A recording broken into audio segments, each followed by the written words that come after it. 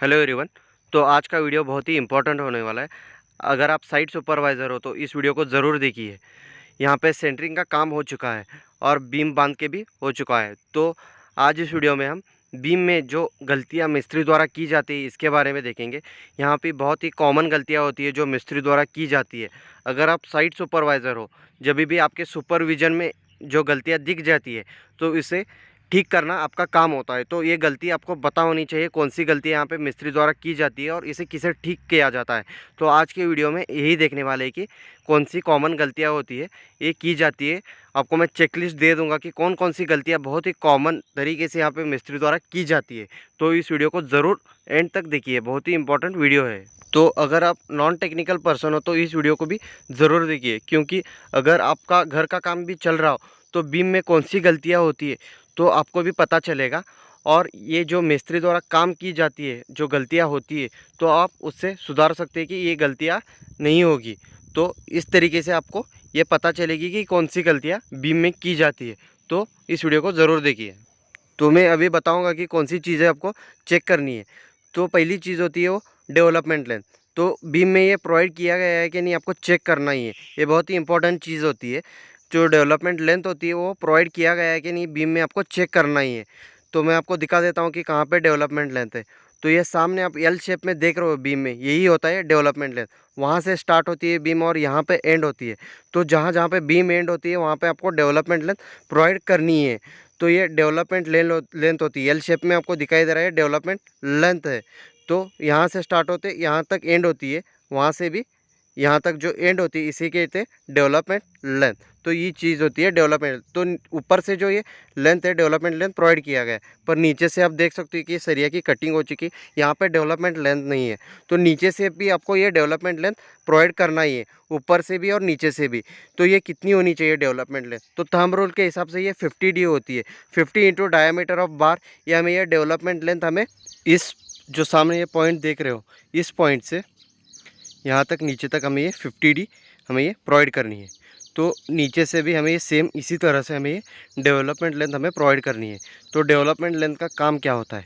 जो बीम होता है वो कॉलम में एंकर करके, मतलब जो पकड़ के रख सके, इसलिए हमें ये डेवलपमेंट लेंथ हमें प्रोवाइड करना है। और ये लोड ट्रांसफ़र का भी काम करता है, तो इसलिए हमें ये डेवलपमेंट लेंथ प्रोवाइड करना ही है। जैसे कि मैंने बताया था कि जहाँ जहाँ पे बीम एंड होता है वहाँ वहाँ पे हमें डेवलपमेंट लेंथ प्रोवाइड करना ही है। यहाँ पे जो नीचे आप देख पा रहे हो, यहाँ पे बीम एंड हो रहा है, तो यहाँ पे डेवलपमेंट लेंथ हमें प्रोवाइड करनी ही है।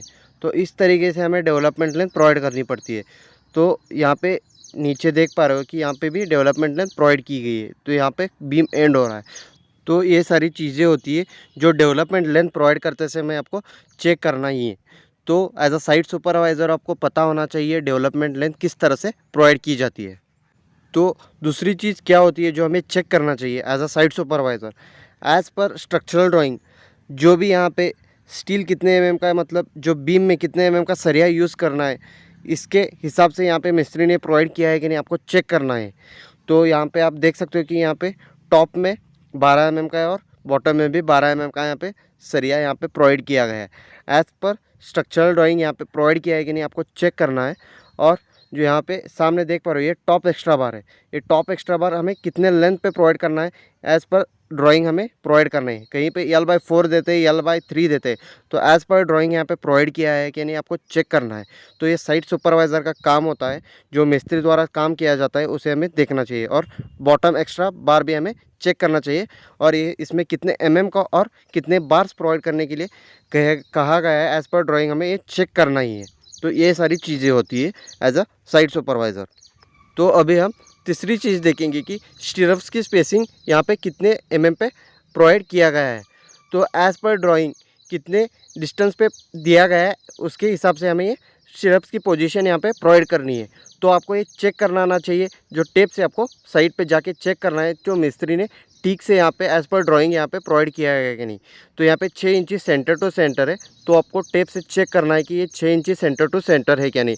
तो कहीं पर कॉन्ट्रैक्टर या जो ठेकेदार होते हैं क्या करते हैं कि यहाँ पे स्टील को बचाने के लिए ये स्पेसिंग बढ़ा देते हैं और स्ट्रक्चरल ड्राइंग के हिसाब से ये स्टीरप्स नहीं प्रोवाइड करते। तो इसलिए हमें जाकर एक्चुअली साइट पे हमें चेक करना है कि ये सही से प्रोवाइड किया है कि नहीं। तो अभी हमने स्टिरप्स की स्पेसिंग देख ली कि हमें कितने एमएम पे हमें ये प्रोवाइड करनी है।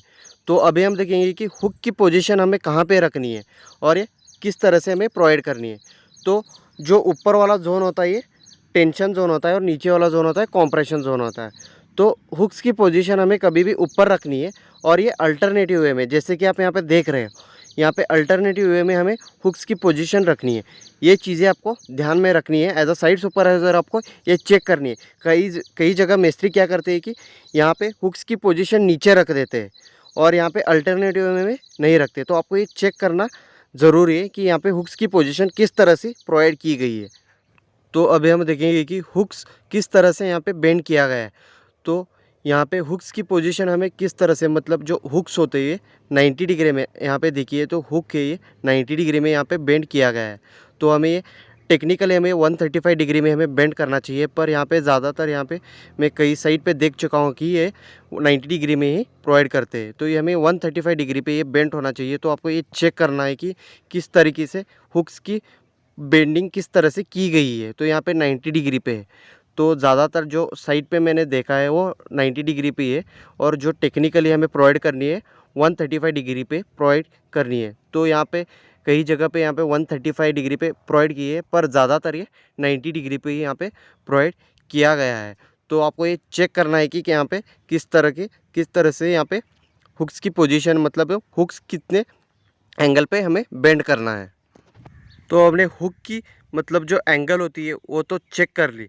तो अभी हम उसकी हुक लेंथ हमें कितनी रखनी है। जो हुक लेंथ होती है वो हमें 10D रखनी है, मतलब जो 10 इंटू डायमीटर ऑफ बार।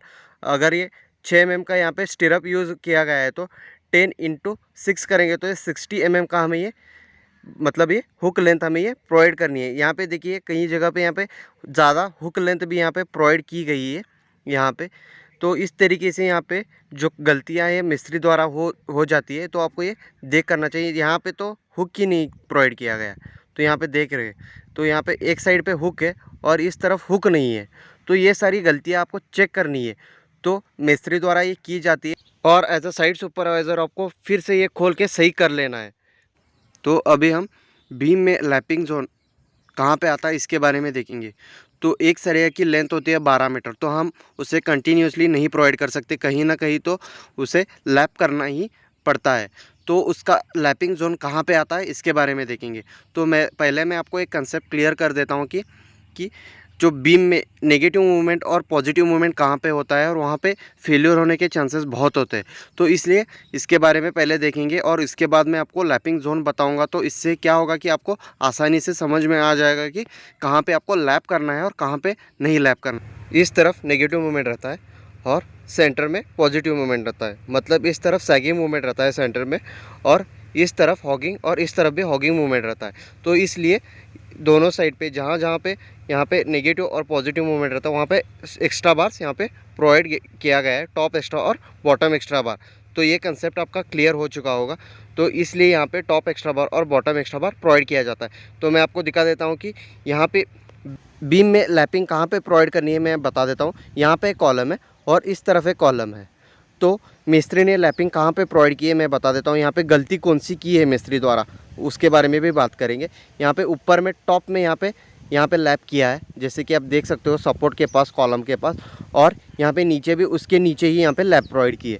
तो यहाँ पे गलती क्या हुआ है मैं आपको बता देता हूँ। यहाँ पे देखिए, यहाँ पे इस तरफ जो टॉप में मेन बार होती है वहाँ पे सेंटर में ही आपको लैप करना है, सपोर्ट के पास कभी भी नहीं करना है, क्योंकि यहाँ पे नेगेटिव मूवमेंट रहता है, यह वीक जोन होता है, इसलिए हम टॉप एक्स्ट्रा बार्स प्रोवाइड करते हैं। अगर यहाँ पे लैपिंग प्रोवाइड करेंगे तो फेलियर होने के चांसेस हो सकते हैं। तो इसलिए कभी भी टॉप की जो बार्स होती है वो कभी भी हमें सेंटर में ही लैप आना चाहिए, ये देखना चाहिए। और यहाँ पे अल्टरनेटिव में हमें लैप करना चाहिए, ये ध्यान में रखते हुए लैप करना चाहिए।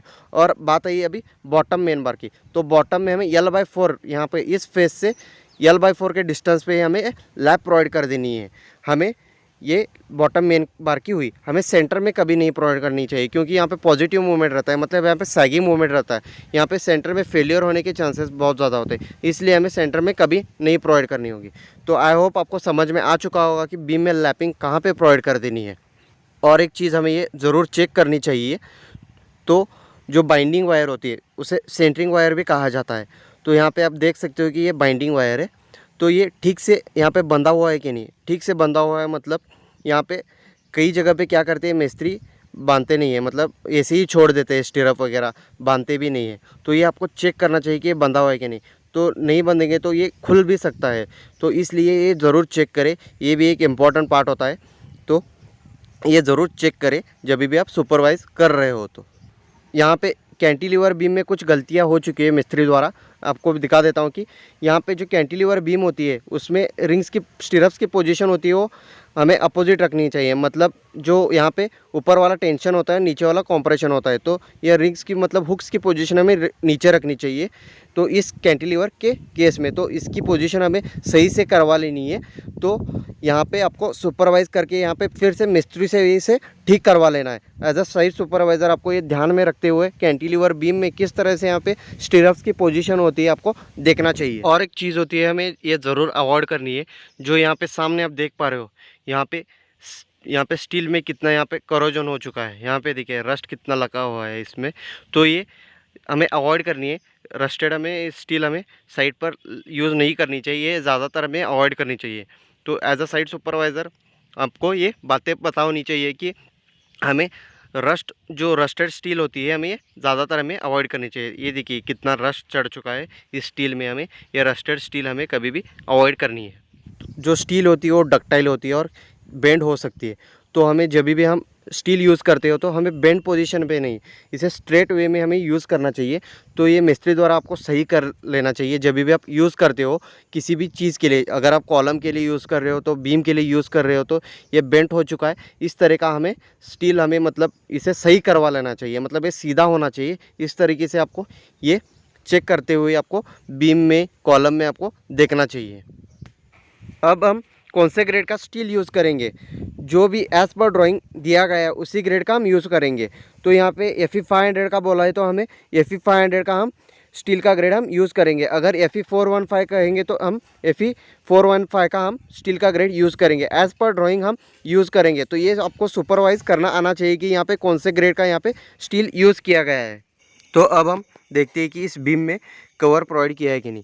तो जैसे कि आप नीचे देख पा रहे हो, यहाँ पे फर्श का टुकड़ा रखा हुआ है, यहाँ पे कवर ब्लॉक नहीं प्रोवाइड किया है। तो यहाँ पे नीचे आप देख पा रहे हो कि यहाँ पे कवर बीम में प्रोवाइड किया गया है। हमें 25 mm का कवर प्रोवाइड करना है, नीचे से भी और साइड कवर भी हमें ये कवर प्रोवाइड करना है। तो ये सारी चीज़ें होती है, आपको चेक करना आना चाहिए बीम में यहाँ पे कवर वगैरह प्रोवाइड किया है कि नहीं, क्योंकि जो आपकी सरिया होती है वो एटमॉस्फेयर में एक्सपोज ना हो, इसलिए आपको कवर प्रोवाइड करनी है जो कंक्रीट में ढक जाए। ये सारी चीज़ें होती है, आपको एज अ साइट सुपरवाइज़र आपको ध्यान में रखना चाहिए और ये सारी चीज़ें आपको मिस्त्री से काम करवा लेना चाहिए। अगर कवर ब्लॉक नहीं प्रोवाइड किया है तो ये आपको उनसे काम करवा लेना है। तो ये सारी चीज़ें होती है, आपको ये चेक करनी आनी चाहिए बीम में कौन सी गलती होती है जो मिस्त्री द्वारा की जाती है, और उसे सुधार कर ही आपको ये बीम को नीचे छोड़ देना है। तो ये गलती आपको पता चली होगी और इसे किस तरह से सुधारा भी जाता है मैंने बताया है। तो आई होप आपको इस वीडियो से कुछ तो सीखने मिला होगा। अगर आपको इसी तरह के लर्निंग वीडियो पसंद आ रहे हैं तो इस चैनल को सब्सक्राइब कीजिए और बेल आइकन पर क्लिक कीजिए। मैं आपको इसी तरह के लर्निंग वीडियो लाता रहूँगा। Thank you for watching.